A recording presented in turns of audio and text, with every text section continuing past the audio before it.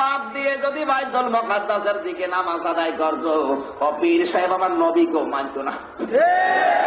এই কথা বলে এরকম পীর আছে না নেই? পীর না ক্ষীর, শুধু ক্ষীর খায়, কোন কাজ নেই। ইনকিলাব পত্রিকায় দিয়েছিল এক পীর, ফতোয়া দিয়েছে বাংলাদেশে, নাম নিলাম না গিবত হবে।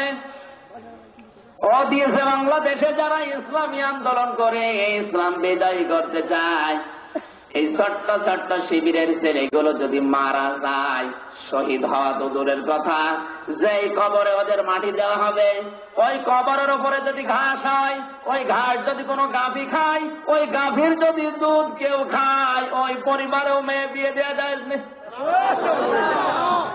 ওরে আল্লাহর ওলি, আল্লাহর গলি, চিন্তা করেন তো কোথায় পৌঁছিয়েছে।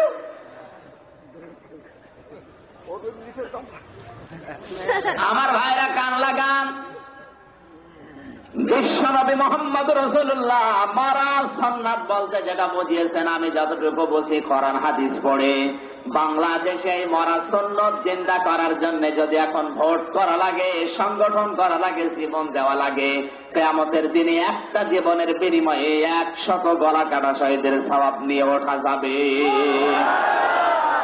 সুতরাং দলমত নির্বিশেষে কোন দল করেন আমি জানি না, যে দল করেন আমি নিষেধ করছি না, এই মুহূর্তে সবকিছু মাইনাস করে আল্লাহর এই কোরআনকে সংসদে নেওয়ার জন্য যা করা দরকার, এই কাজ করতে কারা কারা রাজি আছেন দেখি।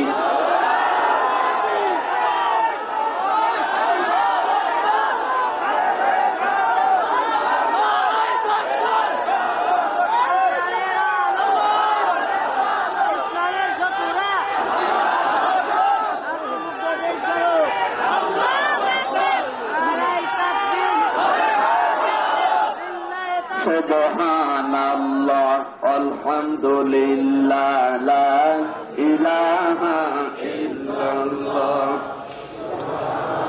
লা ইলাহা ইল্লাল্লাহ, মুহাম্মাদুর রাসূলুল্লাহ।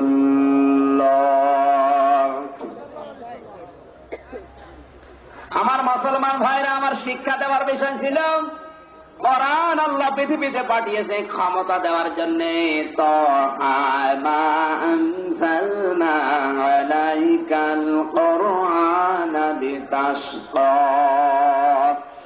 আল্লাহ পাক বলেন, হে নবী, কোরআন আপনার কাছে আমি এই জন্য পাঠাইনি যে কোরআন আপনাকে ভাগ্যহত করবে, কোরআন আপনাকে প্রজা বানিয়ে রাখবে, বরং কোরআন দিয়েছি আপনার ভাগ্য প্রসন্ন করার জন্য, কোরআন দিয়েছে আপনাকে ক্ষমতা দেওয়ার জন্য। আলাইকাল কোরআন আলী তাশকা শব্দের ব্যাখ্যায় মুফাসসিরিন ইকরাম দিয়েছেন তাফসিরে মনির, কোরআন আল্লাহর নবীকে আল্লাহ দিয়েছিলেন পৃথিবীর উপরে ওঠার জন্য। এই পৃথিবীর সবচাইতে বড় জায়গা সংসদ, কারণ ওখানে থাকলেই দেশ কন্ট্রোল করা যায়। বিশ্বনবী নিজে 10 বছর এই কোরআন দিয়ে এই সংসদ চালিয়েছিলেন। এগুলো দুনিয়ার কাজ, কিসের কাজ বলেন তো? আল্লাহ আমাদের এই কাজ করে, এই মরা সুন্নাতটা চিন্তা করার তৌফিক দিন। জোরে বলেন আমিন। ইসলামী আন্দোলনের বিরোধিতা সে যেই করুক, পীর হোক, ক্ষীর হোক, সে যেই হোক, ইসলামী আন্দোলনের বিপক্ষে যদি কেউ কথা বলে, আমার মনে হয় আর ইমানের ঘাটতি আছে। ফতোয়া দেওয়ার জায়গা পাও না, ইহুদি খ্রিস্টানের সাথে ছেলে বিবাহ দিচ্ছে, ওখানে ওর ফতোয়া নেই, ওর যত ফতোয়া সব এই জায়গা, ওটা ইহুদিদের দালাল। আমি নাম ধরে বলছি, বাংলাদেশে রাজার বাগের পীর, তাই কথা বলেন না কেন? এই দেশে রাজার বাগের পীরের দরবারে যা হচ্ছে, দেওয়ান বাগের পীরের দরবারে যা হচ্ছে, 8 রশির দরবারে যা হচ্ছে, যতটুকু আমার জ্ঞান আছে আমি মিলিয়ে যতটুকু দেখেছি, কোরআন হাদিসের সাথে দরবারগুলির মিল নেই। এদের কর্মসূচি, এদের কাজ কারবার, এদের নিয়ম নীতি সব ইহুদি খ্রিস্টানদের দালালি। আর এরা ফতোয়া দিচ্ছে আজ ইসলামপন্থীদের বিপক্ষে। আর একটা ছেলে কলেজে পড়ে, স্কুলে পড়ে, ওদের কোরআন পড়ে হাদিস পড়ে এইটাই তো বড়। যে দেশের শিক্ষা ব্যবস্থার সিলেবাসে কোরআন নেই হাদিস নেই, এরপরে ওদের সংগঠন ভুক্ত হওয়ার পরে কোরআন হাদিস পড়ছে, ওর জীবন তো ধন্য। আমি ফতোয়া দেওয়ার আর জায়গা পাও না, যত ফতোয়া তোমার এই জায়গায়।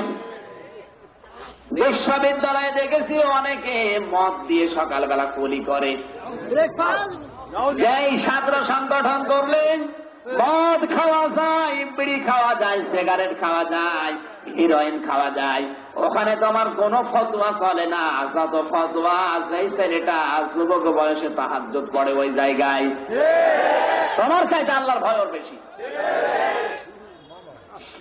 আমার ভাইরা, এখানে কোরআনে কারিম আল্লাহ দিয়েছে পৃথিবীর ময়দানে ক্ষমতা দেওয়ার জন্য। কোরআন যতদিন মুসলমানদের কাছে ছিল ততদিন মুসলমানরা ক্ষমতায় ছিল। এই কথা বলেন না কেন? হযরত ওমর কোরআনের কাছে আসার কারণেই তিনি হিরো হয়েছেন।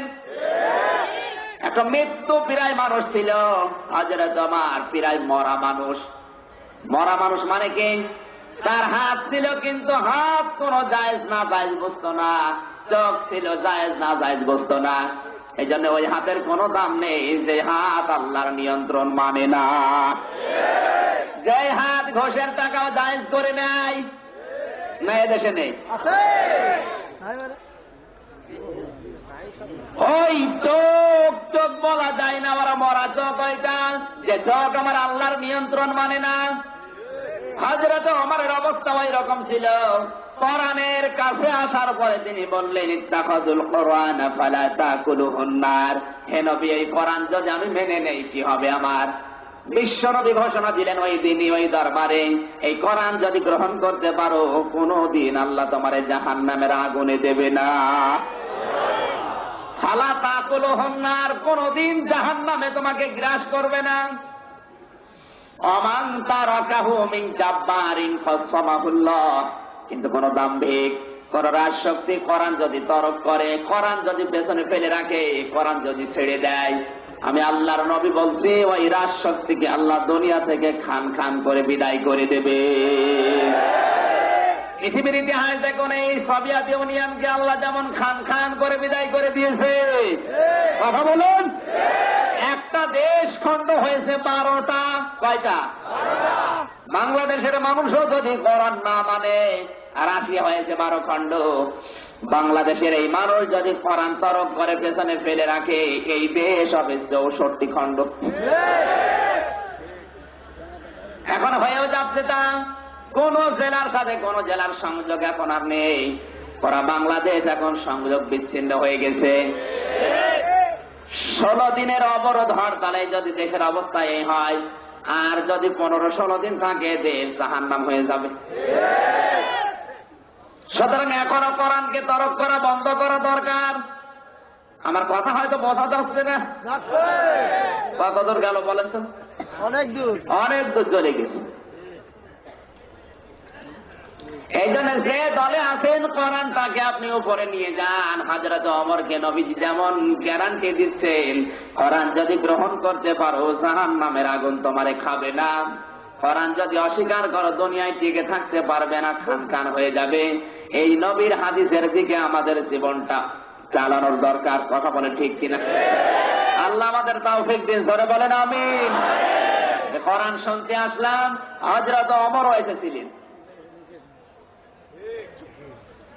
হযরত ওমর কোরআনের কাছে আসার পরে তিনি বললেন, হে নবী, এটা যদি সত্য হয় গোপনে হবে কেন? এটা হবে ওপেনে। আপনি আমাকে অনুমতি দেন, কোরআন যেহেতু সত্য, সত্যভাবে একটা মিছিল আমি কাবা শরীফে দেব। হযরত ওমর মুসলমান হওয়ার পরে তিনি মিছিল দিলেন, লিল্লাহি তাকবীর। জবান ছেড়ে বলেন, লিল্লাহি তাকবীর, লিল্লাহি তাকবীর। নবীজি বলেছেন, আল্লাহু আকবার এই শব্দ যদি কেউ মন থেকে উচ্চারণ করে, ওর হার্টের রোগ আল্লাহ নষ্ট করে দেয়। বলেন আল্লাহু আকবার। কাফেররা চিন্তা করে, এত বড় বুকের পাঠা কার বাবার? আল্লাহু আকবার তাকবীর এই মক্কার জমিনে দেয়। ঘর থেকে জানালা দিয়ে মুখ বের করে দেখে মিছিলের সামনে হযরত ওমর।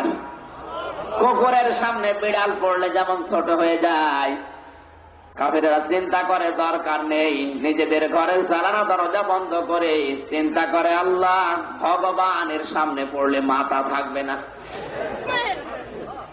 আমার মনে হয় আজও বাংলাদেশের এই 64টি জেলায় হযরত ওমরের মতো বীর পুরুষ যদি তৈরি হয়, আর একবার যদি আল্লাহু আকবার বলে রাজপথে আসে, কোনো কাফের রাজপথে পাওয়া যাবে না।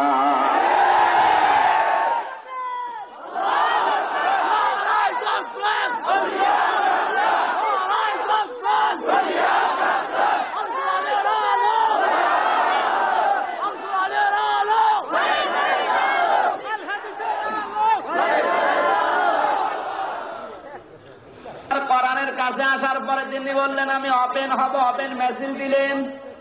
আর বাংলাদেশে আজ 50 বছর 60 বছর কোরআনের খেদমত করে যাচ্ছে উনি, জীবন চিল্লা দিয়ে আসে, বলে হুজুর আমি গোপনে আছি। ওরে শয়তান, কিসের গোপন? আর কতদিন গোপনে থাকবা তুমি? গোপনে থাকতে থাকতে এদিকে ওর মেয়ে বেরিয়ে যাচ্ছে। কথা বানিয়ে বললাম। নারী পুরুষ দুইজনেই চাকরি করে, একটা উপন্যাসে পড়লাম গোপনে থাকার সমস্যা বলছেন। স্বামী ডাকতে বলে স্ত্রীর মশারিটা একটু টাঙিয়ে দাও। স্ত্রী বলছে আমার বেতন কি কম? মশারি টাঙাবো তার মানে তুমি নিজে টাঙাও। স্বামী চিন্তা করে মারধর করলে আবার আমারও মারতে পারে, কারণ ক্ষমতায় আছে ওরা। কি করি, মশারি তো টাঙালো না, এটা টাঙাতে হবে অন্য কায়দায়। ডাক দে বলে দেখো বাজি ধরবো, যে আজকে রাতের বেলা আগে কথা বলবে সে মশারি টাঙাবে। স্ত্রী বলছে অসুবিধা নেই, তুমি তো ডিউটি করো 8 ঘন্টা, তোমার চাইতে আমার ডিউটি বেশি, আমার স্যারের মন জোগানো লাগে। জোরে বলে সুবহানাল্লাহ। কথা বোঝা যাচ্ছে না।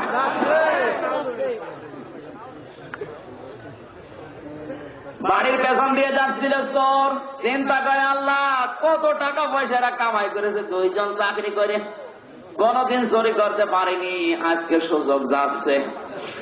বাড়ির ভেতরে ঢোকার পরে যা পায় তাই নেয়, টাকা নাই পয়সা নেই, সোনা দানা গহনা যা ছিল সব প্যাকেটের ভেতরে নেয়। স্ত্রী দেখে, তারপরেও কথা বলে না, মশারি টাঙানো লাগবে। যাওয়ার সময় এক তোর খ্যাচরা যেটা চিন্তা করে তো এই রাতে গন্ডগোল করে খাবারও খায়নি, ভাত যখন রাধা আছে করে কি ভাতের হাঁড়িটা মাথায় নিয়েছে, তরকারিটাও নিয়েছে। স্ত্রী চিন্তা করছে একবার ওই রাতে খায়নি, সকাল বেলাও না খেয়ে থাকতে হবে, আবার অফিস। শুধু মশারি টাঙানোর জন্য যদি সব চুরি হয়ে যায়, গলি মারি তোর মশারিতে। ডাকতে বলে এই চোর দাঁড়া। স্বামী ডাকতে বলে বউ মশারি টাঙা। স্ত্রী ডাক বলে স্বামী আমার মশারি টাঙাবো কি দিয়ে, মশারিও নেই। আজ আমরা গোপনে থাকতে থাকতে ইসলামের বিরুদ্ধে গালি দেয়, নবীকে গালি দিচ্ছে লতিফ সিদ্দিকের মতো কুলাঙ্গার, শাহবাগে আলেমদেরকে গালি দেওয়া হচ্ছে, বিশ্ব নবীকে দিয়ে বলকে গালিগালাজ করা হয়। আর আমরা বলি যদি থাক, আমরা এখনো গোপনে আছি। কথা বললেই গ্রেপ্তার হওয়া লাগবে, কথা বললেই জেলে যাওয়া লাগবে, কথা বললেই ঘরে থাকা যাবে না। আমি এখনো কথা বলবো না, মশারি টাঙানো লাগবে। এই ভয়ে এই চিন্তা করে যদি এখনো চুপ থাকি, আমার মনে হয় ঘরের ভেতরে আর ঈমান বলতে কিছু থাকবে না। সুতরাং হযরতে ওমরের মতো ওপেন হতে হবে। কথা বলেন ঠিক কিনা? কারা কারা ওপেন হতে চান দেখি?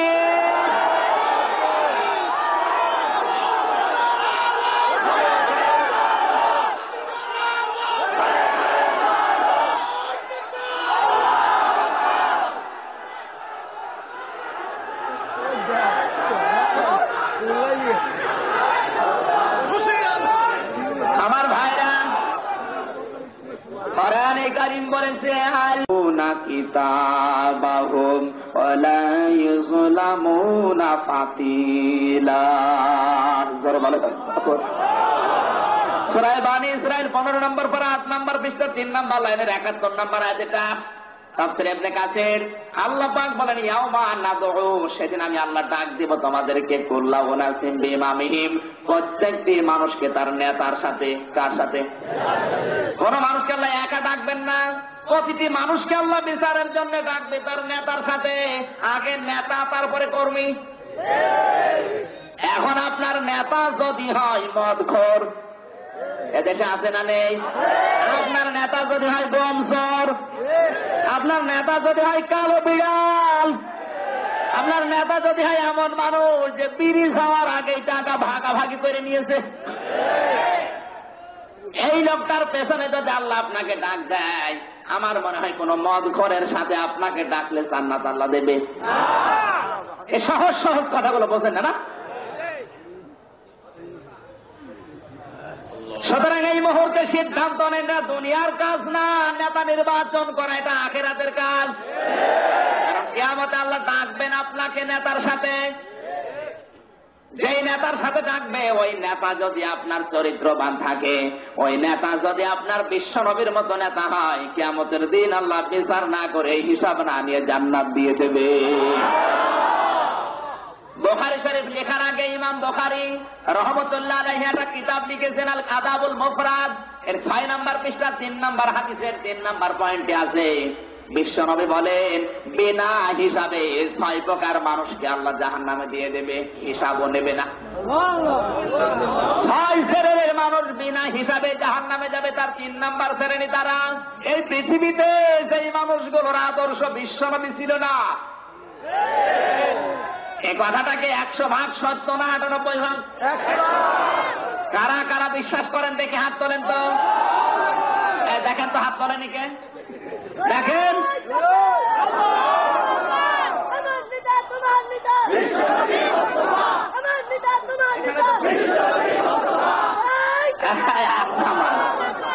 হাত তোলা তোলা না, এবার তোলাচ্ছে আপনাদের হাত।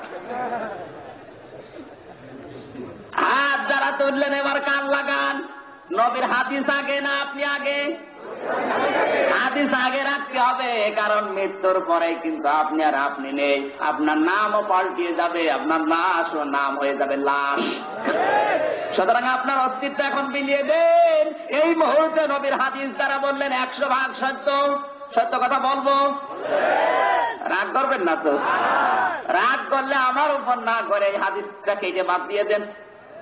বুখারী শরীফ লেখার আগে ইমাম বুখারী লিখেছেন যেমন তেমন কিতাব না, আর যেমন তেমন মানুষও না। এই হাদিসগুলো লেখার আগে 2 রাকাত করে নামাজ পড়তেন, আগে যায় নামাজে ঘুমিয়ে যেতেন। বিশ্বনবী স্বপ্নে এসে বলতেন বুখারী হাদিসটা লিখো, তারপরে লিখতেন। যেমন তেমন লোক না। এখানে কান লাগান, 100% সত্য। যারা বিশ্বাস করলেন, যদিও আমার গায়েও লাগতে পারে, আমি তাও বলবো, কিয়ামতের দিন মুহাম্মদুর রাসূলুল্লাহ সাল্লাল্লাহু আলাইহি সাল্লাম বাদ দিয়ে অন্য কেউ যদি পৃথিবীতে কারো আদর্শ হয়, ওই লোকটা হাসি হোক, গাজী হোক, নামাজি হোক, রোজাদার হোক, যাই হোক না কেন, আল্লাহ বলেন কোন হিসাবও নেবে না, আল্লাহ বিচারও করবে না। বিনা হিসাবে বিনা বিচারে আল্লাহ তারে বলবে তুই জাহান্নামী। হাদিসটার সত্য প্রমাণ করার জন্য আমি একটা হাদিস বলছি, কান লাগান। নবীজি বলেছেন এই পৃথিবীতে আমি ইন্তেকালের পরে কিয়ামত পর্যন্ত যদি মুসা নবী আসে, হযরত ঈসা নবী আসে, মুসলিম শরীফের হাদিসে এই 2টা নবীর নাম আছে, এই 2টা নবী যদি পৃথিবীতে আসে আর আমার আদর্শ বাদ দিয়ে কোন মানুষ যদি হযরতে মুসা নবীকে গ্রহণ করে, হযরত ঈসার আদর্শ মেনে নেয়, আমি বিশ্ব নবী বলছি আল্লাহ পাক ওই লোকটাকে জাহান্নামে দেবে। কারণ লাকাদ কানা লাকুম ফি রাসূলিল্লাহি উসওয়াতুন হাসানা, উসওয়াতুন হাসানা হিসাবে পৃথিবীতে কাউকে মেনে নেওয়া জায়েজ নেই। উসওয়াতুন হাসানা হিসাবে শুধু মানা যায় বিশ্ব নবী মুহাম্মদুর রাসূলুল্লাহকে। এটাকে বানিয়ে বললাম। সূরা আযাব 21 নম্বর 19 নম্বর পৃষ্ঠা 13 নম্বর লাইনের 21 নম্বর আয়াত। এটা কান লাগিয়ে আপনি মিলিয়ে বাড়িতে যে মিলিয়ে দেখেন, উসওয়াতুন হাসানা কোন পীর না, উসওয়াতুন হাসানা এই পৃথিবীতে কোন নবী না, উসওয়াতুন হাসানা হচ্ছে বিশ্ব নবী মুহাম্মদ রাসূলুল্লাহ।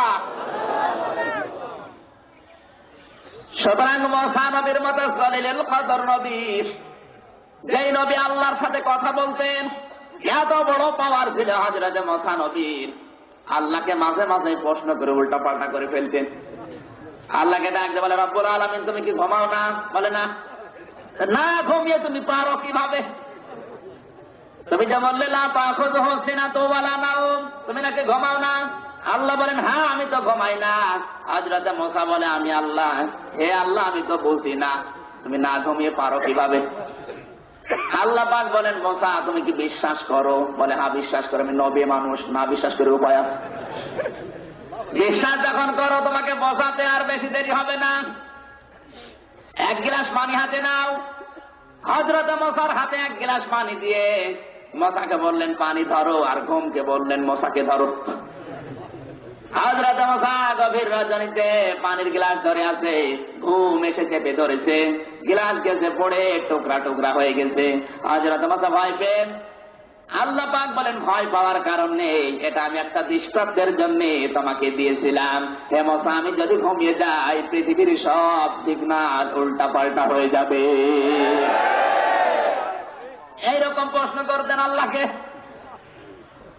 ডাক দিয়ে একবার বলেছে, রব্বুল আলামিন তুমি যদি মুসা হতে আর আমি যদি তোমার আল্লাহ হতাম, তুমি আমার কাছে কি চাইতে? আল্লাহ পাক বলেন, মুসা তোমার বর্ডার তুমি ক্রস করে এসেছো, কোনদিন তুমি মুসা আল্লাহ হতে পারবে না। আল্লাহ পাক বলেন, কোনদিন তুমি আল্লাহ হতে পারবে না। হযরত মুসা বলে, আল্লাহ আমি তো আল্লাহ হতে চাইনি, তুমি রাগ করো কেন? আমি বলেছি যদি আমি হতাম তাহলে তুমি আমার কাছে কি চাইতে? আল্লাহ পাক বলেন, মুসা তুমি তো কোনদিন পারবে না, তারপরেও তুমি যদি আমার আল্লাহ হতে, আমি যদি তোমার বান্দা মুসা হতাম, আমি তোমার মতো আল্লাহর কাছে দুইটা জিনিস চাইতাম, একটা হচ্ছে হায়াতে তজ্জিবা আর একটা হচ্ছে সুস্থতা। হযরত মুসা বলেন, রব্বুল আলামিন আমি এইটাই তো জানতাম না তোমার কাছে কি চাইতে হয়। দোয়া করি তুমি আমাকে হায়াতে তজ্জিবা দিয়ে দাও আর আমার শরীরটা তুমি সুস্থ রাখো। আল্লাহ পাক বলেন, মুসা তুমি বড় চালাক। এইরকম পাওয়ারফুল নবী ছিলেন, কোন সময় যদি শরীরে রাগ হতো চুল খাড়া হয়ে টুপি দিয়ে বেরিয়েছিল। ফেরাউনের বাবুর্চিকে এক থাপ্পড় দিয়ে দুনিয়া থেকে বিদায় করে দিয়েছিল। ওই দিন থেকে ফেরাউন মুসাকে দেখলেই ভয় পেত, না জানি আমারও দেয় কিনা, কারণ অত ছোটবেলা একটা খেয়েছে। কবরে যাওয়ার পরে মৃত্যুবরণ করবে। হযরতে আজরাইল মুসা নবীর কাছে এসে সালাম দেয়নি, এক থাপ্পড় দিয়ে ডান চোখ বের করে ফেলেছে। হযরত আজরাইল আল্লাহকে বলে, রব্বুল আলামিন এই দেখেন আমার চোখ কিভাবে, গিয়েছিলাম মুসা নবীর কাছে আমার থাপ্পড় দিয়েছে, বিয়াদবি করেছে। বলেন না কিভাবে মানলো? আল্লাহ তার দরবারে যাওয়ার সময় সালাম দিতে আমার মনে ছিল না। আল্লাহ পাক বলে, আজরাইল তোমার জীবন বেঁচে আছে এই ভালো, মুসা তো আমারে ছাড়ে না। এত বড় পাওয়ারফুল নবী। আমি যেটা বোঝাতে চাচ্ছি, আল্লাহর সাথে যিনি কথা বলে কালিমুল্লাহ, যার নাম দিয়েছে আল্লাহ, এই নবীর আদর্শ যদি এখন মেনে নিলে জাহান্নামে যাওয়া লাগে, তাহলে বিশ্ব নবীর চাইতে মুসা নবীর চাইতে আপনার বাবার আদর্শ কি বড় হয়ে গেল? আপনার স্বামীর আদর্শ কি বড় হয়ে গেল? এর সাত চাচার আদর্শ কি বড় হয়ে গেল? এরপরও যদি না বোঝেন, এর নাম ভালো লাগবে। সুতরাং কোন দল করেন আমি জানি না, এটা কিন্তু দুনিয়ার বিষয় না, এটা আখিরাতের বিষয়। আমি বারবার এই বিষয়টা বোঝাচ্ছি এই জন্যে, এখন যদি মারা যান এখনই আপনাকে আল্লাহ ডাক দেবে আপনার নেতার সাথে। এমন নেতার সাথে যদি ডাক দেয় যে নেতার কোনো দাড়ি নেই, শুধু মোষ। এই কথা বলে না কেন? মোষ দেখলে মনে হয় বিড়াল।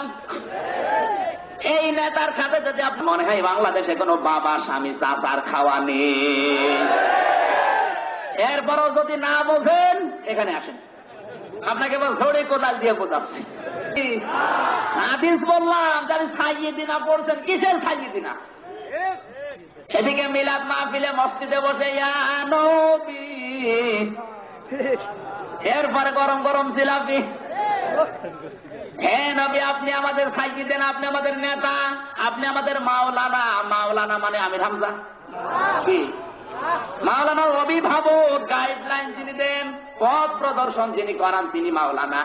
বিশ্বনবী এই পৃথিবীতে আমাদের মাওলানা, কারণ তিনি আমাদের পথ দেখিয়েছেন। এক কথা বলছেন না কেন? তিনি আমাদের গাইডলাইন দিয়েছেন যে এইভাবে চলো, জান্নাত পাওয়া যাবে, পাশিরা ওয়া নাসিরা। সুতরাং আল্লাহর নবীর গাইডলাইন যারা মানে না, তাকে যারা নেতা মানে না, এ মানুষগুলো দরুদ শরীফ পড়লেও রহমতের দৃষ্টি 10 বার কেন? এইরকম নিয়ত নিয়ে যারা দরদ পড়লাম, এ মাহফিলকে এখন কোথায়? মাথার উপরেও যাচ্ছে না। এই জন্য আমাদের উচিত সেই দল করি কোরআনের স্বার্থে, হাদিসের সাথে সব এই মুহূর্তে ভুলে যাওয়া। কথা বলুন, সব ভুলে গেছেন তো? গেছেন। এবার আসেন আজকের আলোচনার বিষয়, ঈমানের অগ্নি পরীক্ষা। এবার যদি কিছু ঢালা যায় তাহলে ঢুকবে, কারণ এখানে তার কোনো অন্য নবীর কিছু নেই, অন্য কোন নেতা নেত্রীর কিছু আছে? সব নবীর উম্মত নবীকে নেতা মেনে নিয়েছে। এই দেখে বিশ্ব নবী ছাড়া অন্য কাউকে মানবেন না, কার হাত তোলেন? লিল্লাহি তাকবীর। আমার নেতা তোমার নেতা, আমার নেতা তোমার নেতা, বিশ্বনবী মুস্তাফা। লিল্লাহি তাকবীর। এই হাত নামারে বান। আলোচনার সাবজেক্ট কি বললাম? ঈমানের অগ্নি পরীক্ষা। কারণ এই নবীকে নেতা মানতে গিয়ে সাহাবা একরামের জীবনে কি হয়েছে, ওইগুলো এবার কোরআন দিয়ে তোমাদেরকে বোঝাচ্ছি। শুনবেন তো? তেলাওয়াত করেন, আউযু বিল্লাহি মিনাশ শাইতানির রাজিম, বিসমিল্লাহির রহমানির রহিম, আলিফ লাম মিম, আহাসিবান নাসু আন ইউতরাকু আন ইয়াকুলু আমান্না ওয়া হুম লা ইফতানুন। সাদাকাল্লাহুল আযীম। সূরা আনকাবুত। কোন সূরা বলেন তো? আনকাবুত। জোরে বলেন। আনকাবুত। 69টা আয়াত আছে। আল্লাহ পাকে এই সূরার ভিতরে দিয়েছেন 7টা রুকুতে শেষ করেছেন। পয়লা নাম্বার রুকুর 2টা আয়াত আমরা তেলাওয়াত করেছি। একটা হচ্ছে হরফে মুকাত্তাত, আলিফ লাম মিম। কিয়ামত হয়ে যাবে, এই আয়াতের অর্থ গবেষণা করে কেউ বের করতে পারবে? এটার অর্থ জানে কে? আজ অনেক দরবার থেকে ফকির ফাকরা যারা আয়াতের অর্থ বের করে। আল্লাহু আ'লামু বিমুরাদিহি। আসল অর্থ জানে কে? আল্লাহ এবং তার রাসূল জানে। পৃথিবীতে আর কাউকে অনুমতি দেয়নি যে অর্থ বের করার জন্য। আর এদের কাজ কাম নেই, কোরআন বোঝার চেষ্টা করে না। যেগুলো আল্লাহ নিষেধ করেছে ওইগুলোতে হাত দেয়। আহাসিবান নাস, আল্লাহ পাক বলেন তোমরা কি, মানুষ যারা আছে ওরা কি ধারণা করে, মনে করে আইয়াতরাকু আইয়াকুলু আমান্না, যে ওরা শুধু বলবে যে আমরা ঈমান আনলাম, এ কথা বলার কারণে আমি আল্লাহ তাদের ছেড়ে দেব। অহুম লা ইফতানুন, কোন পরীক্ষা করা হবে না। কে বলছেন? জোরে বলেন। আমি আল্লাহ অবশ্যই তোমাদেরকে পরীক্ষা করব। কারণ এই পৃথিবীতে পরীক্ষা ছাড়া অতীতে কেউ জান্নাত পায়নি, এখন পাবে না, ভবিষ্যতেও পাবে না। এখন কেউ পাচ্ছে? অতীতের ইতিহাসের দিকে তাকান, এই পৃথিবীতে কেউ পরীক্ষা ছাড়া আল্লাহর জান্নাত পায়নি। উদাহরণ দিকে আমি বলি, এক যুবতী মেয়ে সুন্দর একটা কলসিতে, লাল কলসিতে পানি নিয়ে, মাটির কলসিতে পানি নিয়ে কাকে করে যাচ্ছে বাড়ির দিকে। এক যুবক রাস্তা দিয়ে যাওয়ার সময় দেখে সুন্দর কলসি ওই যুবতী মেয়ের কাকের উপরে। আফসোস করে বলে, রব্বুল আলামিন, তুমি যদি আমাকে মানুষ না বানিয়ে একটা কলসি বানাতে, তাহলে এই যুবতীর কাকে চড়া যেত। কথা বোঝার চেষ্টা করে, এখানে শিক্ষা।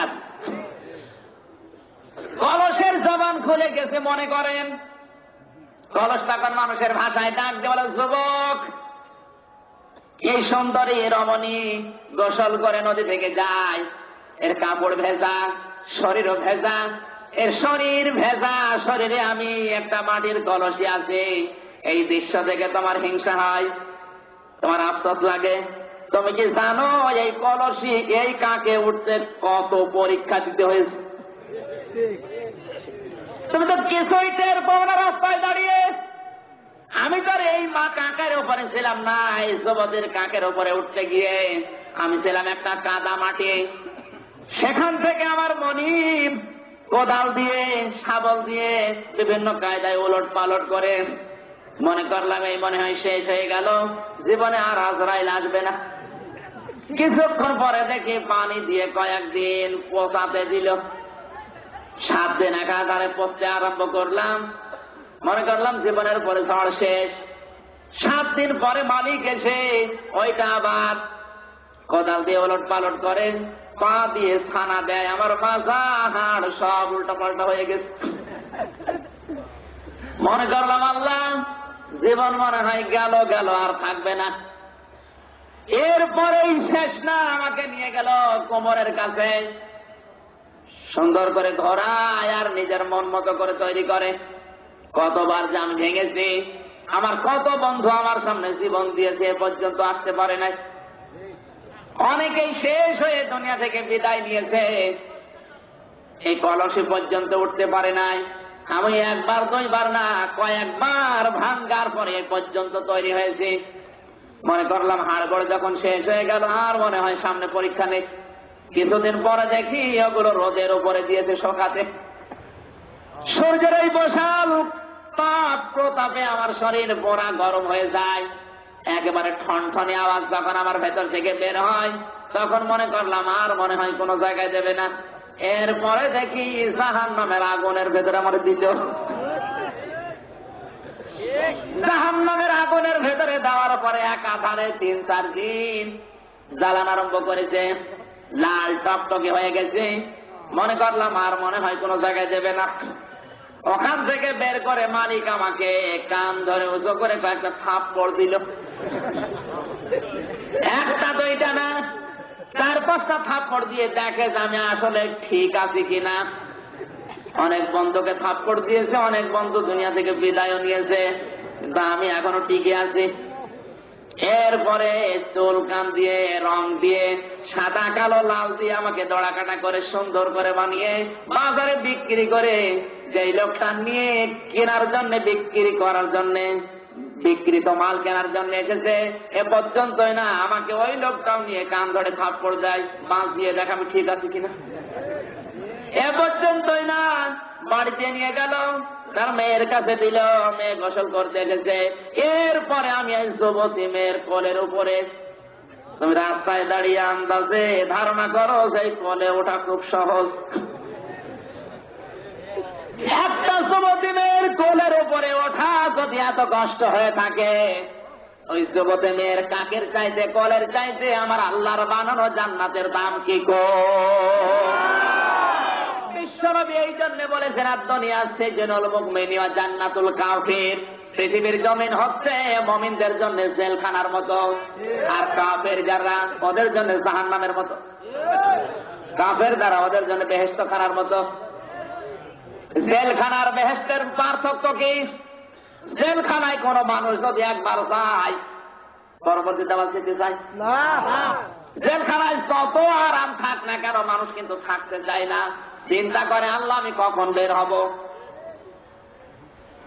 খালেদা জিয়া 16 দিন অবরুদ্ধ আছে, সবকিছু তার কাছে পৌঁছানো হয়, এরপরেও কিন্তু তার মন ভালো নেই। কথা বললেন না কেন? কারণ আটকা থাকা মানুষের ভালো লাগে না। আমি যতবার জেলে গেছি, কোনদিন আমার জেলখানায় ভালো লাগেনি, কারণ আটকা। খালি মনে হয় যে কখন বের হব, কখন বের হব। এই পৃথিবী যদি মুমিনদের জন্য জেলখানা হয়, আমার মনে হয় নবীর হাদিস অনুযায়ী মুমিন কোনদিন দুনিয়ায় টিকে থাকার জন্য চেষ্টা করে না। মুমিনের কাজ হবে কিভাবে দুনিয়া থেকে বিদায় নিয়ে মহান আল্লাহর সাথে সাক্ষাৎ করা যায়। এই জন্য এত জেল জরিমানা, অত্যাচার, নির্যাতন, 6 বছর ঘরে মাথা দিতে পারে না। অনেক যুবক বাংলাদেশে আছে 6 বছর স্ত্রীর কাছেও থাকতে পারে নাই। আমি মানিয়ে বললাম ফরিদপুরে হয়তো নেই। এদেশের অবস্থা এত কঠিন হয়ে দাঁড়িয়েছে, এরপরেও মানুষ ইমানটা রক্ষা করার জন্য আজও কোন অনেক ইমানদার আছে মাথা নত করে না। ওরা জানে যে জীবন যাবে, রক্ত যাবে, জীবনটা যাওয়ার পরে আমার মহান আল্লাহর সাথে সাক্ষাৎ হবে।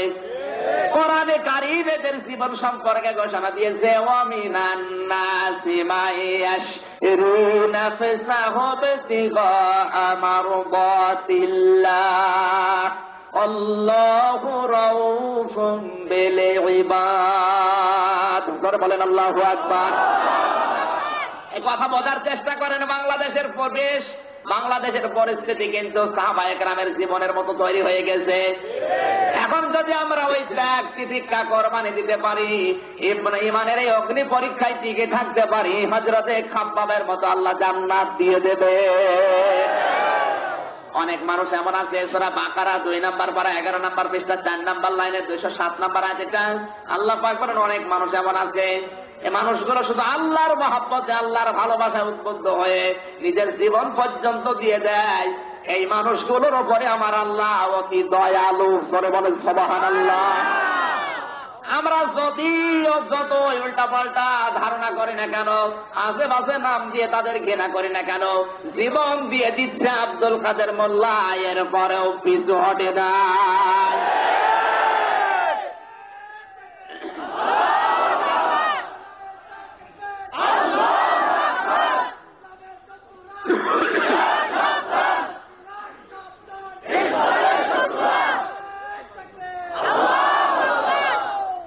আমার ভাইরা লাগান কান, কথা বোঝাচ্ছিলাম। আল্লাহ রাব্বুল আলামিন কাফেরদের জন্য পৃথিবীর জমিনটা দিয়েছেন বেহেশত খানা। কি খানা? কারীম বলেছে, খালিদিনা ফিহা লা ইয়াবগুনা আনহা হিওয়ালা। সূরা কাহফ 16 নম্বর পারা 3 নম্বর পৃষ্ঠা 13 নম্বর লাইনের শেষ নম্বর উপরে 109 নম্বর 8 নম্বর আয়াত। এটা আল্লাহ পাক বলেন, কোন মানুষ যদি জান্নাতে যেতে পারে কোনদিন আর বের হতে চাইবে না। দুনিয়া যদি বেহেশতের মতো হয় কাফেরদের জন্য, এই জন্য দেখা যায় বাংলাদেশে যারা কাফের ওরা বাংলাদেশ ছাড়তে চায় না, দুনিয়া ওরা ছাড়তে যাবে না। টার্গেট দিয়েছে 50 সাল। ওদেরকে যদি বলা হয় আওয়াদু আহাদুহুম লাউ ইউআম্মারু আলফা সানা, 1000 বছর তোমাদের হায়াত বাড়িয়ে দেওয়া হবে, ওরা 2 হাত তুলে বলবে আলহামদুলিল্লাহ। আজ এই দেশের দিকে তাকান, কাফের যারা ওরা সহজে মরতে চায় না। কথা বলছে না কেন? কাফেররা সহজে মরতে চাচ্ছে। ওদের হায়াত যত বাড়িয়ে দেবেন ওরা তত খুশি। ওদের জীবনের টার্গেটও বেশি, এই করব সেই করব।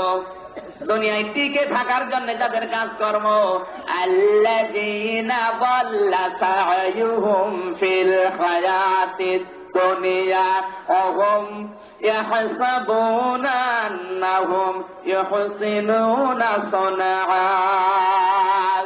সূরা কাহফের 104 নম্বর আয়াত।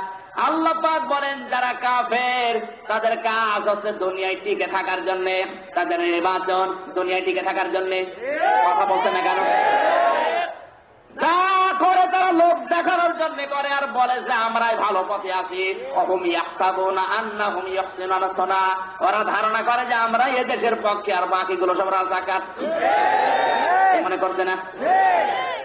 ওরা মনে করছে আমরা এই দেশের স্বাধীনতা অর্জন করেছি, আমরা এই দেশের পক্ষে, আর বাকিগুলো সব স্বাধীনতার দুশমন। এই জন্য 8 বছরের ছেলেকে ওরা রাজাকার বানিয়ে ফাঁসি দিয়ে দিচ্ছে। চেতনায় রাজাকার। আর ওনার 5 বছরের ছেলে চেতনায় মুক্তিযুদ্ধ। কথা বলছে শয়তানি রাজব কোথায়? ওদের কাজ যা দুনিয়ায় সব টিকে থাকার জন্যই করবে।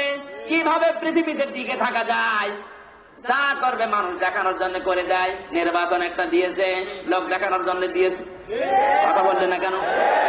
নির্বাচন বলা যায় মানুষ দেখানোর জন্য একটা দিয়েছে, হয় হোক না হয় না। না ভোটে 153 জন তো হয়েছে, মানুষ তো দেখেছে নাকি? ধরে বলেন সুবহানাল্লাহ। মানুষের এই গণতান্ত্রিক অধিকার যারা নষ্ট করেছে, মানুষের এই ভোটের অধিকার যারা বন্ধ করে দিয়েছে, কোরআনের ভাষায় আমরুহুম শুরা বাইনাহুম আয়াত অনুযায়ী ওরা হচ্ছে জালেম। কথা বলেন না কেন? মানুষের অধিকার যারা নষ্ট করে দেয়, মানুষের হক যারা মেরে খায়, ওরা হচ্ছে জালেম। সুতরাং বাংলাদেশে যে নির্বাচন হয়েছে, এই নির্বাচন অনুযায়ী আমার মনে হয় এই আয়াত প্রমাণ করে দেশে এখন জালেম, কোনো সন্দেহ নেই। যদি আপনি প্রমাণ নিতে চান, সূরা নাহলের কাছে যান, সূরা নামল 19 নম্বর পারা 18 নম্বর পৃষ্ঠা 9 নম্বর লাইনে 34 নম্বর আয়াতকে জিজ্ঞাসা করেন, এই বাংলাদেশে এখন আলেম ক্ষমতায় আছে না জালেম? কোরআন বলেছে قالت إن الملوك إذا دخلوا قرية أفسدوها وجعلوا أعزة أهلها أذلة وكذلك يفعلون। আল্লাহ পাক বলেন, কোন জালেম যদি ক্ষমতায় বসে, এক নাম্বারে নির্বাচনের সময় যে ওয়াদাগুলি তারা জনগণকে দেয়, সব নির্বাচনের ওয়াদা ভঙ্গ করে। 10 টাকা কেজি চাল হয়ে যায়, কথা বলতে হবে। ঘরে ঘরে চাকরি হয়ে যায়, বিনা পয়সায় সার আমরা পেয়েছি। দুর্নীতি মুক্ত বাংলাদেশ হয়েছে, আরো দুর্নীতি যুক্ত হচ্ছে। যারে দায়িত্ব দেয় সেখান থেকে কালো বিড়াল বের হয়ে আসে। বিশ্বাস করবো কারে? মনে করলাম এইটাই মনে হয় ভালো, ইমান যখন নেই ভালো হবে, ওরে আলো টাটকা শয়তান, ভেসকিয়ে ভেসকিয়ে মুসলমানদের গালি দেয়। এই কথা বললে না কেন? আমি মনে করতাম যে আল্লাহ এ মনে হয় ভালো হবে, সবই যখন বিরিজ খেয়ে ফেলে এ মনে হয় ভালো হবে। ও আল্লাহ, দেখি ওর ভেতরে কালো বিড়াল বেশি। দায়িত্ব কারে দেবেন? যারে দেওয়া হচ্ছে সেই দুর্নীতি যুক্ত করে ফেলছে। অনেকে আবার এখন ডিজিটাল কায়দায় 1 টাকা 2 টাকা তুলে যাচ্ছে।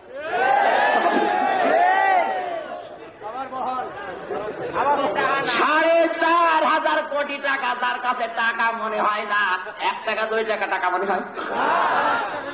1 টাকা 2 টাকা যদি উঠে যায়, আমরা ভ্যান ভাড়া দেবো কি দিয়ে? এই না বোঝা ভান করে আছেন কারা? হাত করুন। আমার ভাইরা কান লাগান, যে কথাটা বলছিলাম, নির্বাচনের সময় যতগুলো ওয়াদা তারা দেবে, জালেম যারা হবে তারা সব ভঙ্গ করবে। 2 নম্বরে ওই দেশে ইজ্জত আহলিহা জিল্লাহ, সম্মানিত মানুষদেরকে তারা অসম্মান করবে, অপদস্থ করবে, আর উল্টা পাল্টা কেস কাম দিয়ে তারা ছেলে নিয়ে যাবে। এই আয়াতটার সাথে বাংলাদেশ মিলান তো হচ্ছে না? হচ্ছে না। অনেকে আছে এলাকায় সভাপতি হয়ে আছে, সেক্রেটারি, চিন্তা করে কোন কাজ যখন নেই, এলাকায় যারা নামাজ রোজা করে ওদের নামে কেস দিয়ে ধরিয়ে দিচ্ছে। আমার একটা ক্ষমতা আছে, মানুষ দেখবে। আল্লাহওয়ালা মানুষ নামাজ পড়ে কিছু বোঝে না, আন্দাজে বলে রাজাকার ছিল, এর বাবা ছিল রাজাকারের, ধরো।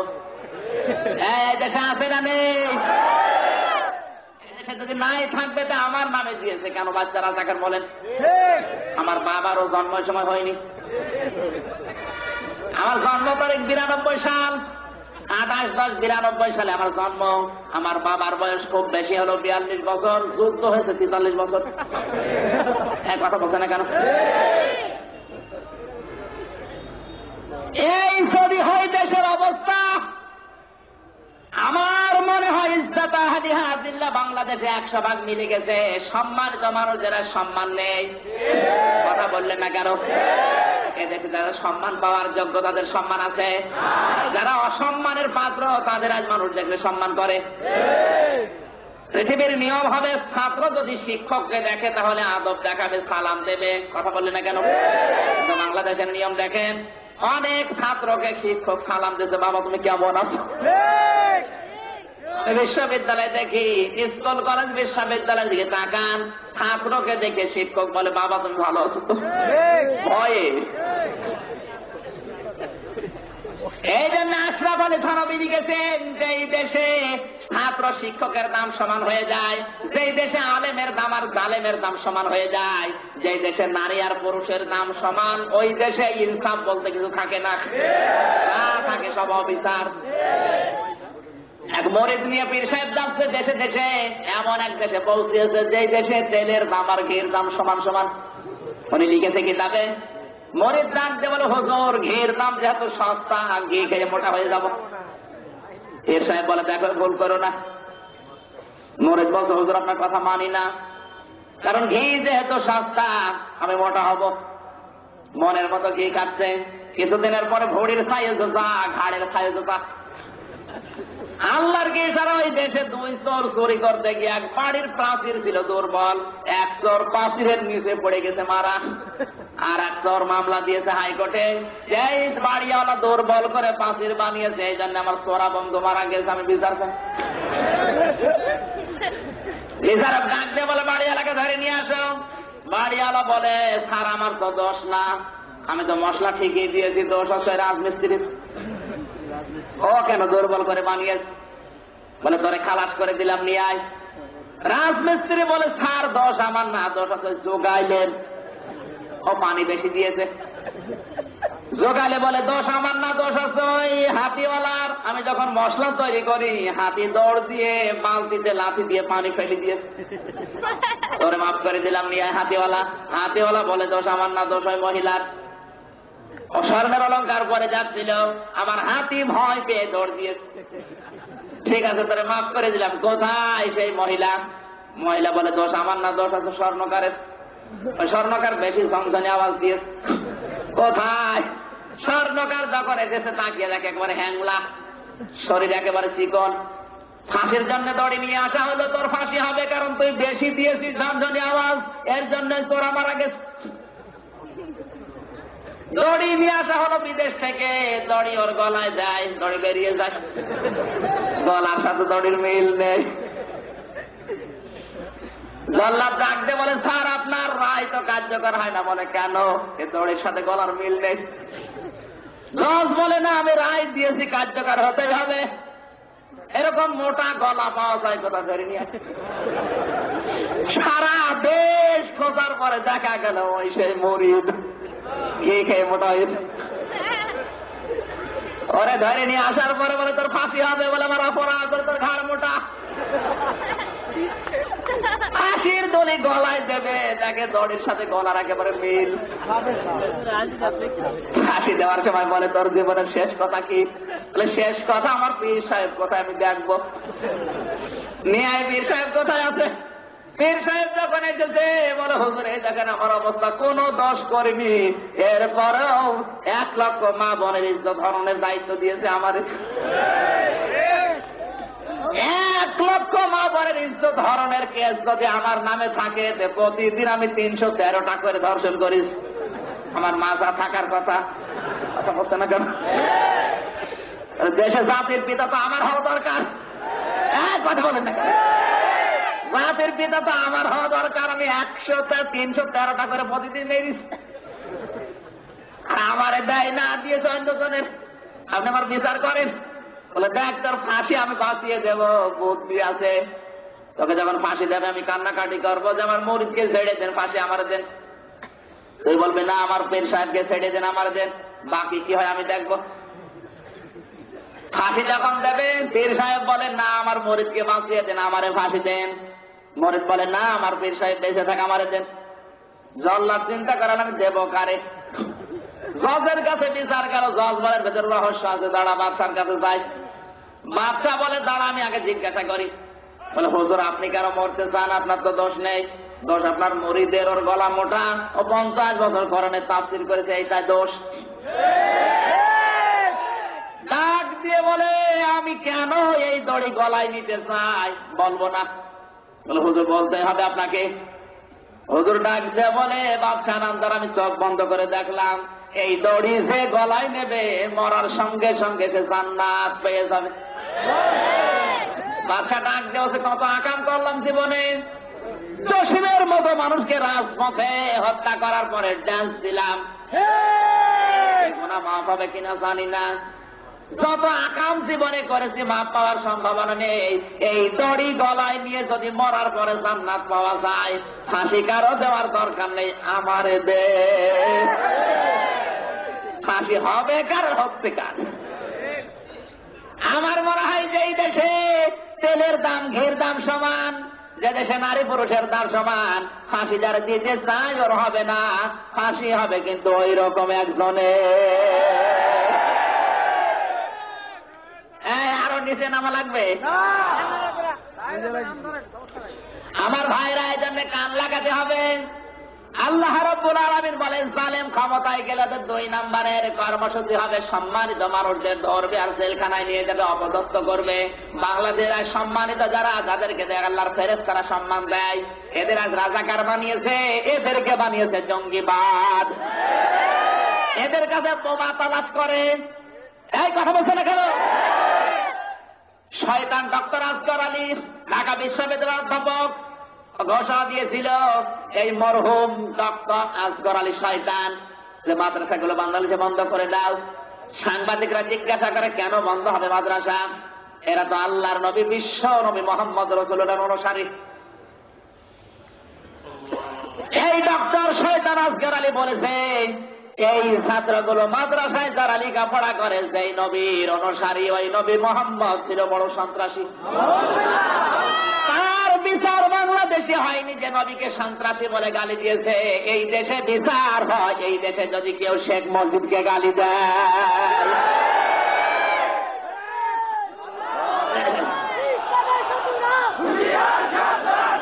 আমার ভাইরা, এই জন্য আমরা কিসের মুসলমানের দাবি করছি, কিসের হাসি? হাসি যদি আমরা দাবি করি, মুসলমান দাবি করি, আমার কাছে আল্লাহ রসুল আগে থাকবে। কথা বললেন না কেন? এই মুহূর্তে বাংলাদেশের সংসদে প্রধানমন্ত্রীর কাছে আমরা আহ্বান জানাই, আপনিও মুসলমানের সন্তান, এই মুহূর্তে সংসদ ভবনে আইন পাশ করেন, বিশ্ব নবীকে কেউ যদি গালিগালাজ করে তার ফাঁসি দেওয়া অপরিহার্য। কথা বলেন, দেখি তো।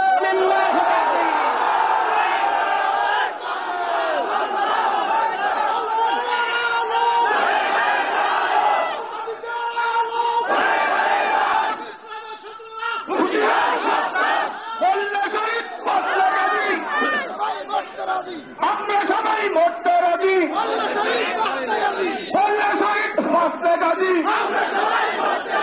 ইসলামের শত্রুরা হুঁশিয়ার সাবধান, কোরআনের আলো সংসদে আলো,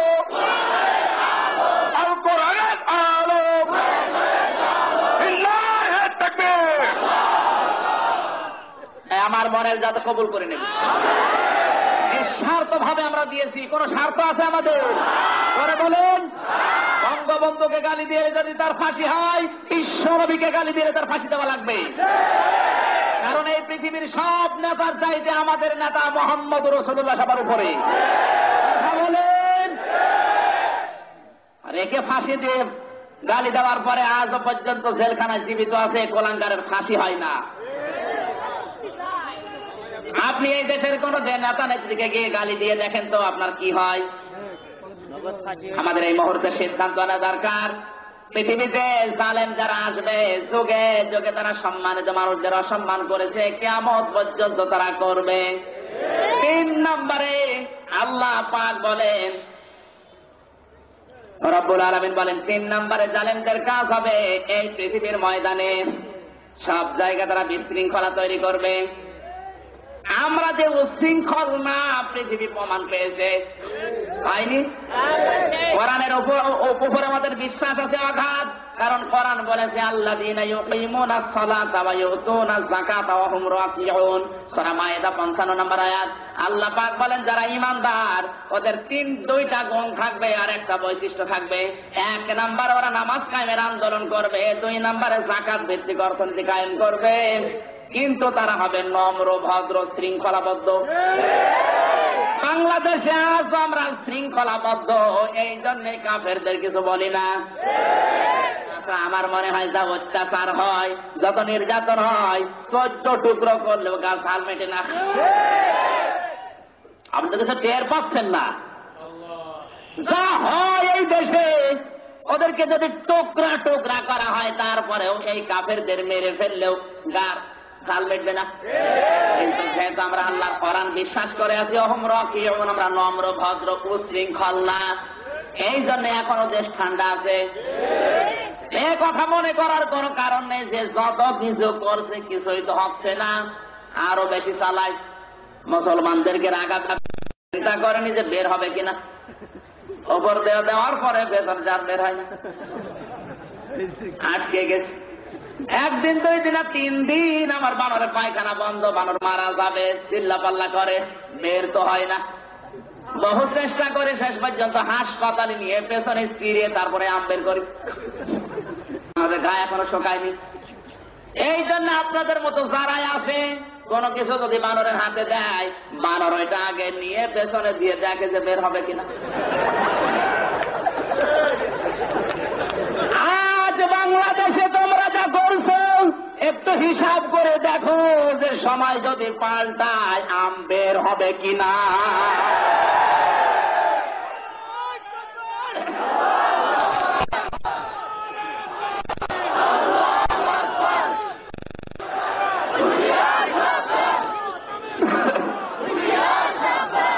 আমার ভাইরা, আমরা যেহেতু উচ্ছৃঙ্খল না, এই জন্য যশোরে হিন্দুদের বাড়ি ঘরে আমরা আগুন লাগাইনি।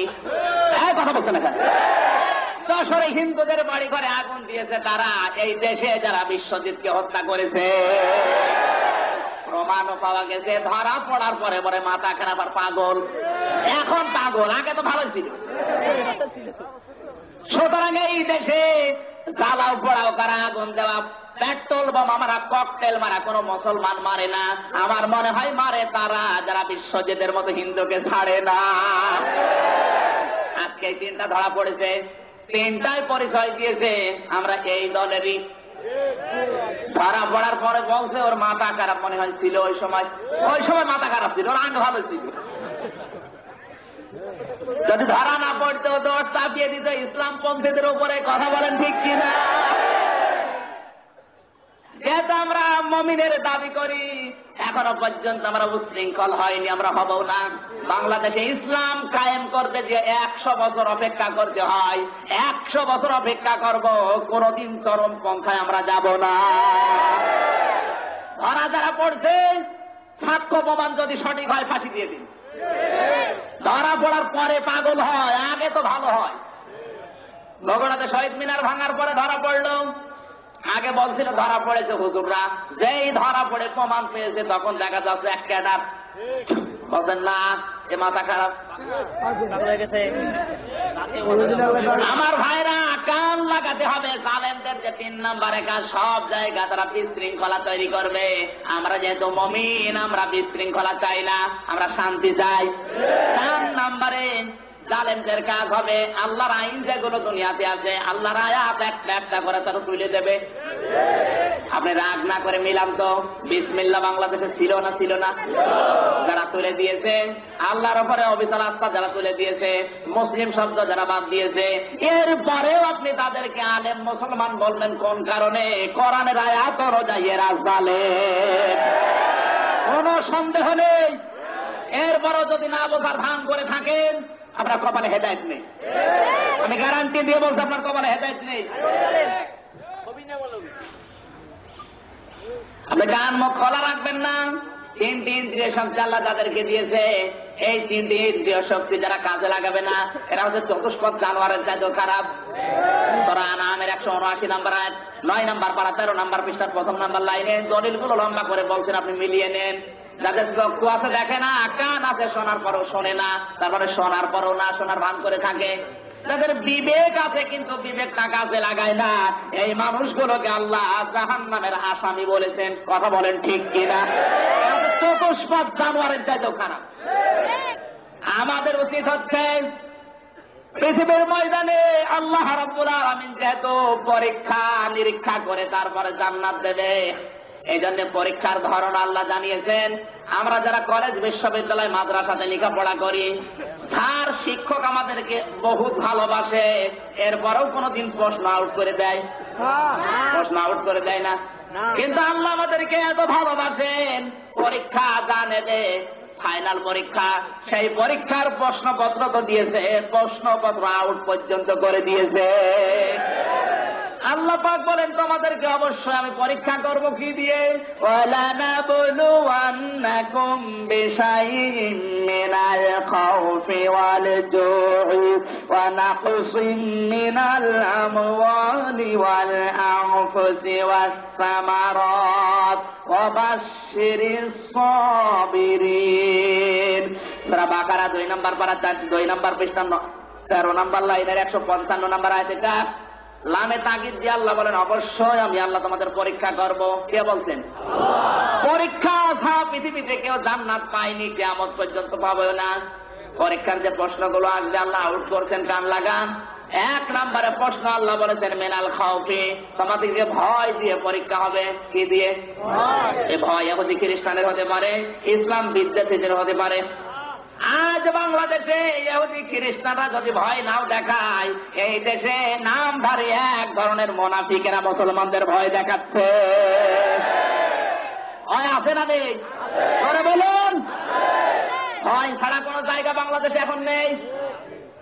মসজিদে মানুষ নামাজ পড়তেও যেতে ভয় করছে, না জানে আবার রাজাকার বলে চালিয়ে দেয় কিনা। সব জায়গায় ভয়। 1 নম্বরে মানুষকে আল্লাহ পরীক্ষা করবে ভয় দিয়ে।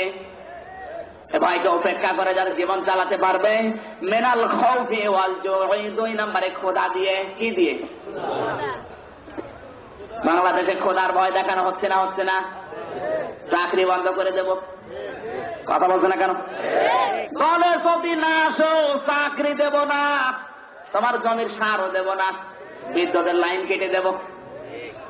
এতগুলোই কঠিন পরীক্ষায় জীবন সংগ্রামে লিপ্ত হওয়ার পরেও অনেক মুমিন আজও বাংলাদেশে টিকে আছে।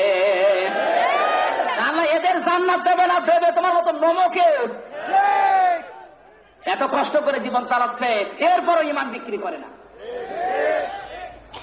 খোদার যন্ত্রণা ওর ছেলে চাকরি পাওয়ার কথা পায় না, শুধু দল করে ইসলামী আন্দোলন, এটা অপরাধ বানিয়ে বলছে। ইমাম হোসাইনের কলেজে ছোট্ট সন্তান ছিল আলী আসগার, তার কোনো দোষ ছিল না, সে রাজাকার ছিল না, যুদ্ধ অপরাধী ছিল না, ধর্ম অপরাধী ছিল না, এতটুকুই তার দোষ, সেই ইমাম হোসাইনের কোলে আছে।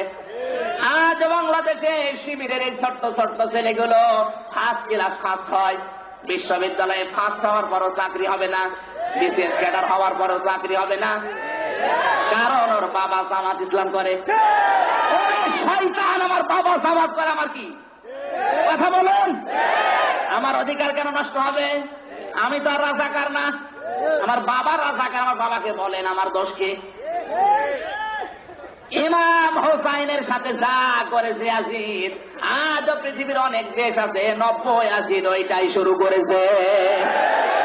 ইয়াজিদ যাবে কোথায়? করে বলতে হবে।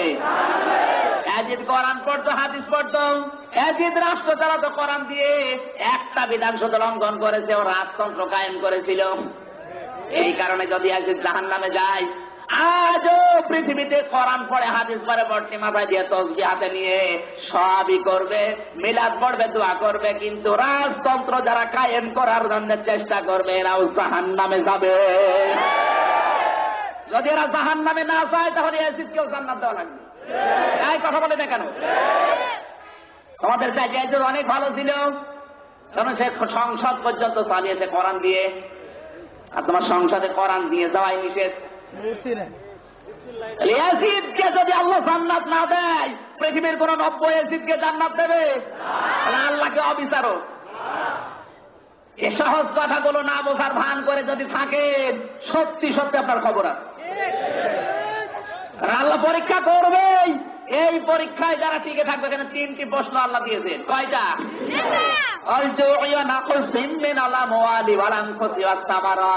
আল্লাহ বলেন মাল সম্পদের এবং সন্তানাদির ফসলাদির ক্ষতি করে দেব। আজ ক্ষতি হচ্ছে না? কথা বলেন না কেন? 6 মাস বাড়িতে থাকতে পারে না, ওর জমি জায়গা দেখবে কে? ওর ব্যবসা প্রতিষ্ঠান দেখবে কে? দোকানদারি করতে পারে না ভয়ে, শুধু ইসলামী আন্দোলন করে, এইটাই তার অপরাধ।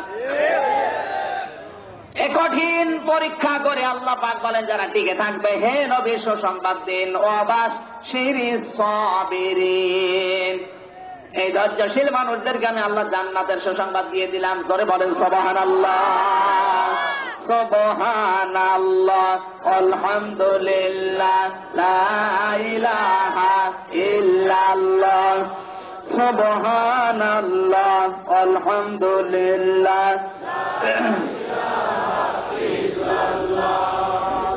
লা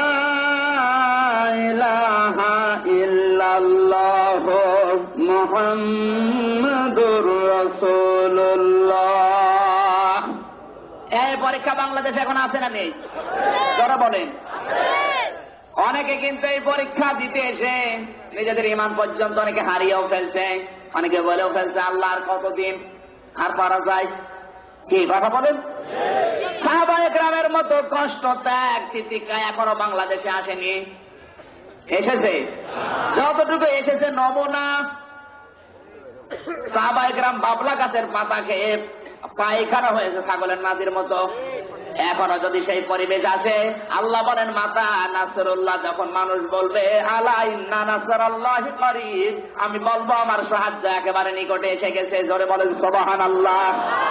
এই দেশে এই জন্য যত ফাঁসি বেশি হবে, যত হত্যা বেশি হবে, যত অত্যাচার বেড়ে যাবে, আল্লাহর সাহায্য তত নিকটে দেখা যাবে।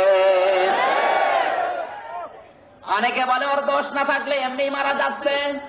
কোরআনে কারীম বলেছে না, ওয়ালিয়ালামাল্লাহুল্লাযীনা আমানু মিনকুম ওয়া ইয়াত্তাখিযা মিনকুম শুহাদা ওয়াল্লাহু লা ইউহিব্বুয যালিমিন। সূরা আলে ইমরান 4 নম্বর পারা 6 নম্বর পৃষ্ঠা 14 নম্বর লাইন 140 নম্বর আয়াত। এটা আল্লাহ পাক বলেন মানুষের ভেতরে কিছু মানুষকে আমি আল্লাহ গ্রহণ করতে চাই শহীদ হিসাবে। ইমানদারদের সবাইকে আমি আল্লাহ নেব না, কিছু মানুষকে আমি আল্লাহ শহীদ হিসাবে নিতে চাই। এই জন্যই শাহাদাতের মর্যাদা ওদেরকে দান করি। যার জীবনটা আল্লাহর কাছে পছন্দ হয়, যার কর্মকাণ্ড আল্লাহর কাছে ভালো লাগে, ওর জীবন আমার আল্লাহ নিজের হাতে তুলে নেয়। এই জন্য আব্দুল কাদের মোল্লাকে আল্লাহ নিজে পছন্দ করে নিয়েছে। তোমার চামড়া ঝড়ো হয়ে যায়, তারপরও তোমার মরণ হয় না। এই কথা বলেন না। বয়স শেষ হয়ে যায়, আমাদের হায়াত নিয়ে যারা বেঁচে আছে, বাংলাদেশে আছে না নেই?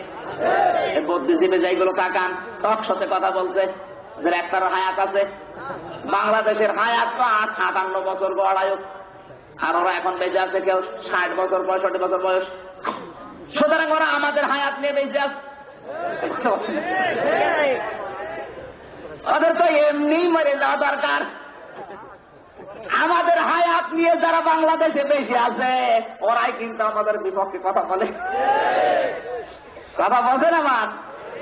তোমাকে তো আল্লাহ নেয় না, তোমার নেবেও না, কারণ তোমার জীবন আল্লাহর কাছে ভালো লাগে না।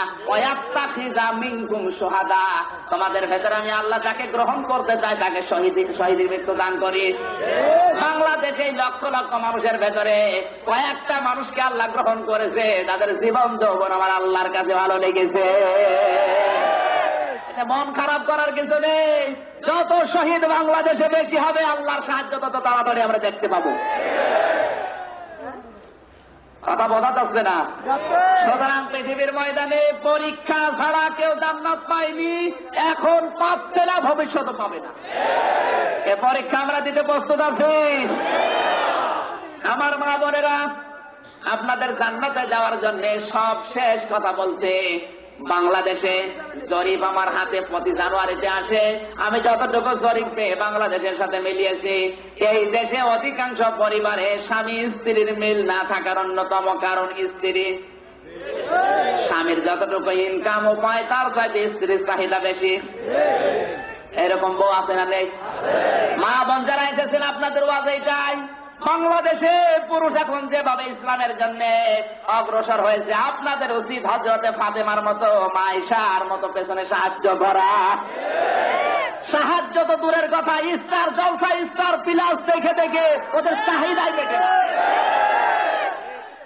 আমার এই দাও এই দাও, ঝিলিকের মতো বোরকা বানিয়ে দাও,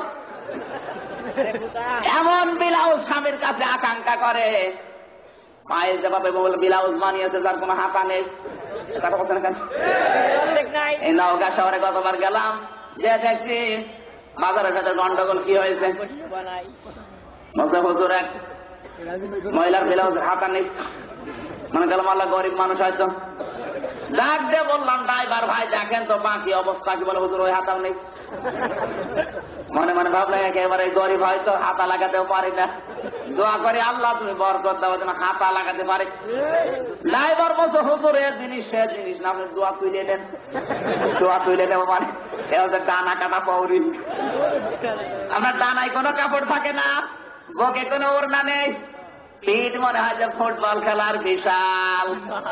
কথা বলছেন না কেন? এ মাঠ তো আর কি মাঠ, ওদের পিঠ মনে হয় বিশাল মাঠ।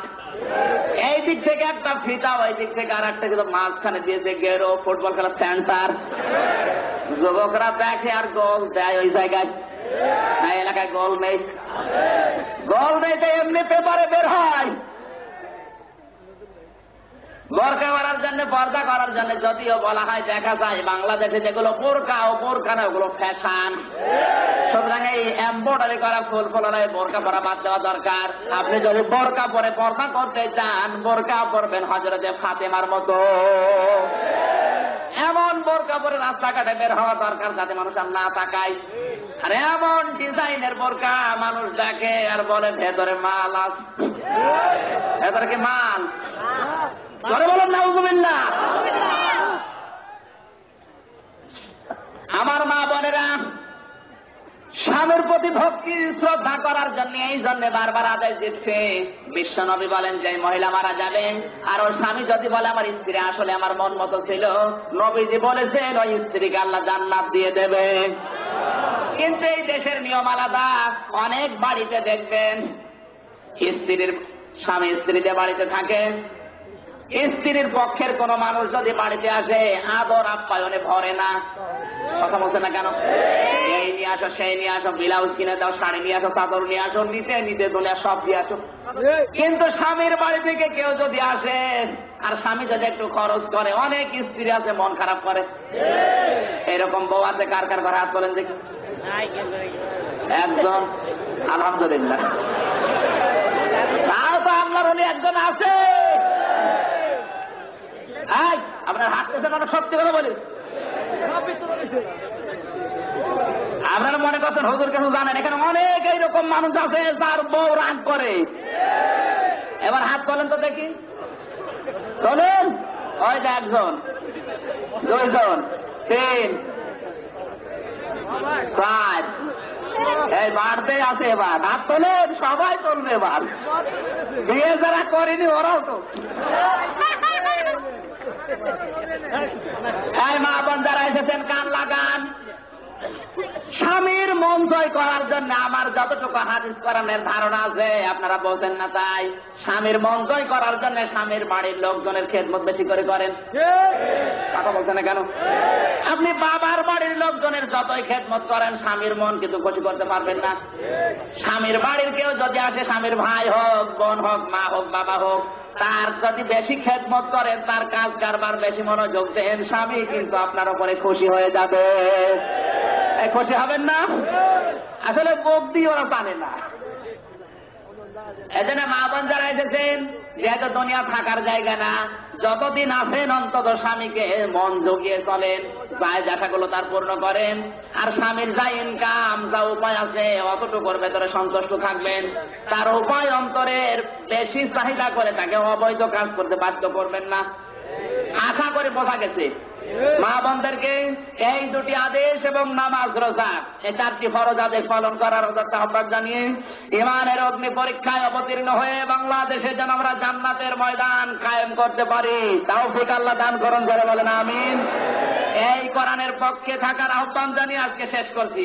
আগামী 25 তারিখে এই কানাইপুর বাজার, দরাবখালী, দরাবখালী ফকের বাড়ির পাশে আলোচনা আছে। ওই জায়গায় যাদের সময় আছে যাবেন, ইনশাল্লাহ কথা বলবো। আমিন। আজকে পর্যন্তই। আমিন। আসসালামু আলাইকুম ওয়া রাহমাতুল্লাহ। মোনাজাত হবে, এরপরে যাবেন। সভাপতি কই? 12টা। আল্লাহুম্মা আমিন।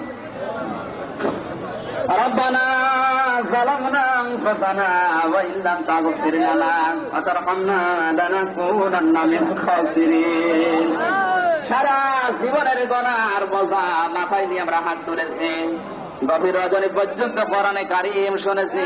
মেহেরবানি করে আমল করার তৌফিক দিয়ে দাও।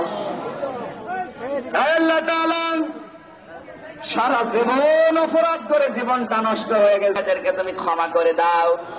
আল্লাহ তাআলা মা বাপ যারা হারিয়েছি, বড় কষ্ট করে আমাদেরকে মানুষ করেছেন, মাথার ঘাম পায়ে ফেলে যে বাবা আমাদের জন্য দুনিয়ার সম্পদ বানিয়ে রেখেছে, এই বাবা তাদের কবরে খালি হাতে আছে, তুমি তাদের হাত পূর্ণ করে দাও। আজকের আলোচনার সওয়াব তাদের কবর দিয়ে শান্তি দিয়ে দাও, দিয়ে দাও। লেখাপড়া যাদের ছেলে মেয়েরা করে, তুমি মেধাস্মৃতি করে দাও। যে মানুষগুলো ব্যবসা বাণিজ্যে হাত দিয়েছে, যে কর্মজীবনে আছে, জায়েজ আশায় তুমি জায়েজ কাজে বরকত দিয়ে দাও। আজকের মাহফিলের সভাপতি তোমার বান্দা মাওলানা হাফেজ জাকাত উদ্দিনকে কবুল করে নাও। আলোচনা রেখে ধন্য করেছেন আল্লাহ বড় ভাই জানাব মাওলানা মোফাজ্জল হোসেন, তোমার আলেম বান্দাকে তুমি